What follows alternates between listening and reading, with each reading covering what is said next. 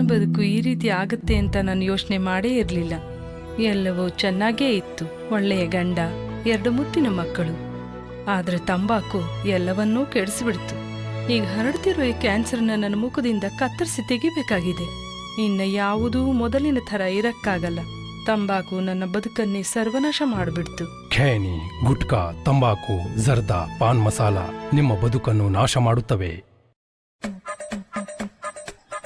ಅಕ್ಕ, ನಿನ್ ಗಂಡ ಅಲ್ಲಿ ಯಾರ ಹತ್ರನೋ ಫೋನಲ್ಲಿ ಮಾತಾಡ್ತೀಯ, ನೀನ್ ನೋಡಿದ್ರೆ ಬಟ್ಟೆ ಹಾರಾಕ್ತಿದ್ಯಾ. ಕೊಡಿಲ್, ನಾನು ಹಾಕ್ತೀನಿ, ಹೋಗಿ ನೋಡ್ಕ ಅದೇನಂತ.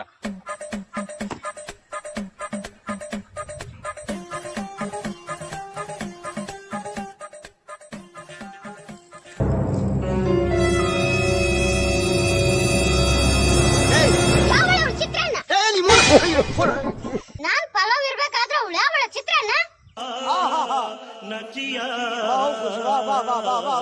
ನಾನ್ ಪಲಾವ್ ಇರ್ಬೇಕಾದ್ರೆ ಅವಳ ಚಿತ್ರಾನ್ನ. ಅದು ಚಿತ್ರಾನ್ನಲ್ಲ ಕಣೆ, ಚಂದ್ರಣ್ಣ. ಅವ್ನು ನಮ್ಮ ಅಣ್ಣ. ಫೋನ್ ಹೋಗಿತ್ತಲ್ಲ. ಸಾರಿ ಕಂಡೋಜಿ, ನಾನು ಚಿತ್ರಾನ್ನ ಅನ್ಕೊಂಡು ಹೋಗದ್ಬಿಟ್ಟೆ.